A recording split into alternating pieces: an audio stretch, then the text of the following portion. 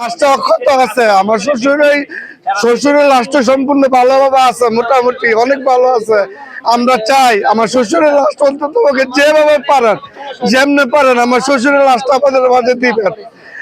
আমি তার বড় মেয়ের জামাই, আমি অন্তত চাই আমার শ্বশুরের লাশটা। নূর মোহাম্মদ আমার শ্বশুরের নাম। আমি আমার আমার শ্বশুর উনি খুব ঋণগ্রস্ত অবস্থায় উনি প্রবাসে গেছে।